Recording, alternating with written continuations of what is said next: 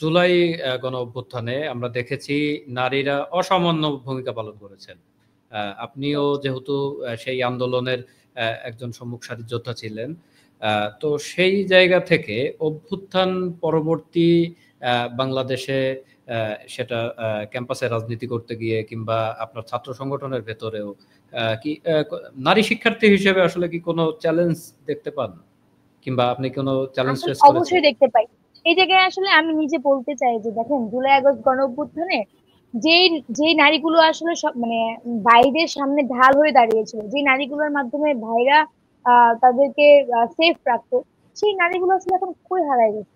মানে সেই নারীগুলো আসলে এখন নাই কেন?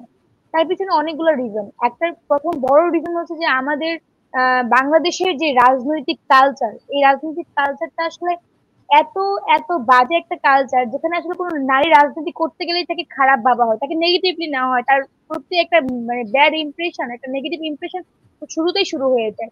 তারপর আসে সামাজিক কৃত্য। ধরেন যে আমি আমার ফ্যামিলি থেকে, যে ফ্যামিলি থেকে বিলং করি, সেই ফ্যামিলিতেই আমাকে মানে পলিটিক্স করতে একদম সর্বোচ্চ নিষেধাজ্ঞা দেওয়া হয়েছে যে কোনো পলিটিক্স করা যাবে না, কারণ তারা ভাবে যে পলিটিক্সটা খারাপ। তাদের মাথার মধ্যে সেভাবেই আসলে ইনজেক্ট হয়েছে যে নারীরা পলিটিক্সে যাবে কেন, পলিটিক্স শুধুমাত্র ছেলেদের জন্য হতে পারে, যেহেতু এটা ওইভাবেই গড়ে উঠেছে।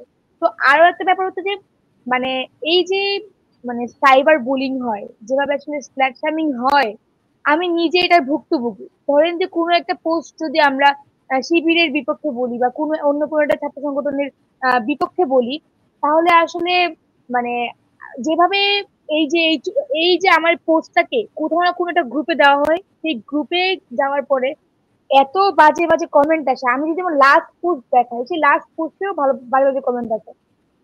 এবং এই কমেন্ট গুলো তো সবার সহ্য করার মতো শক্তি নাই, সব মেয়ের সহ্য করার শক্তি নেই, সবার মেন্টাল অ্যাবিলিটি এতটা স্ট্রং না যে ভাববে আমি রাজনীতিতে আসলে এমন হবে, এরকম মানে মেন্টালিটি নিয়ে আসলে কেউ রাজনীতিতে কোনো মেয়ে এভাবে আসতে পারে না। তাই আমার মনে হয় যে দিন দিন সংখ্যাটা কমে যাচ্ছে।